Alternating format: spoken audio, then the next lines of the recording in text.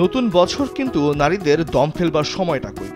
কদিন আগে শেষ হয়েছে মেয়েদের অনূর্ধ্ব 19 এশিয়া কাপ, যেখানে ফাইনালে ভারতের বিপক্ষে হেরে রানার্স আপ হয়েছিল বাংলাদেশের মেয়েরা। সদ্য এশিয়া কাপ শেষ হলো, ব্যস্ততা কমছে না অনূর্ধ্ব 19 নারী দলের।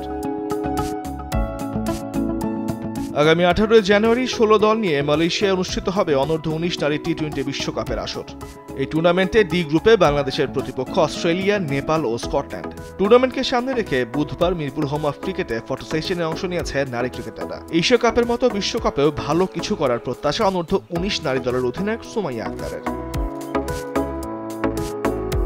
আসলে আমাদের টিম আলহামদুলিল্লাহ অনেক ভালো। যদি আমরা আমাদের রোলটা পালন করতে পারি, আমাদের টিম, আমি জানি আমার টিমের স্ট্রং জোন কি, তো আমরা যদি আমাদের স্ট্রং জোন নিয়ে ফাইট করি অবশ্যই ভালো কিছু হবে দিন শেষে। আমাদের ফার্স্ট টার্গেট, আমরা অস্ট্রেলিয়া হোক যেই হোক, আমরা আমাদের খেলাটা খেলে আমরা মনে করি না যে অস্ট্রেলিয়া এগেনস্ট, ওরা অ্যাটলিস্ট ভয় পাবে যে আমরা বাংলাদেশ টিমের যে গ্রুপ, ওই গ্রুপে পড়ছি। এবারে দল নিয়ে বেশ আশাবাদী হেড কোচ সারোয়ার ইমরান। জানান, ব্যাটিং, বোলিং ও ফিল্ডিংয়ে বেশ দুর্দান্ত করেছে মেয়েরা। বিশ্বকাপেও সেটা বজায় রাখতে চায় তারা, যেটা হয়তো ছেলেদের টিমে নাই। মেয়েদের টিমে ইমপ্রুভ করার অনেক জায়গা আছে। মেয়েরাও তাদের শতভাগ দিয়ে প্র্যাকটিস করছে। সেই হিসাবে আমি বলবো যে আমি পুরোপুরি এনজয় করছি, তারা ইমপ্রুভ করছে, এটা দেখছি। সেই হিসাবে আমি বলবো যে সামনে ওমেন্স ক্রিকেটের সুদিন আসছে এবং আমি আশা করি যে আমাদের ওমেন্স ক্রিকেট তাড়াতাড়ি উন্নতি করবে।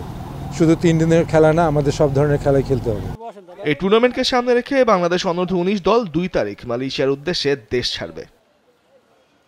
তামিমুর রহমান, স্পোর্টস ডেস্ক, দেশ টিভি।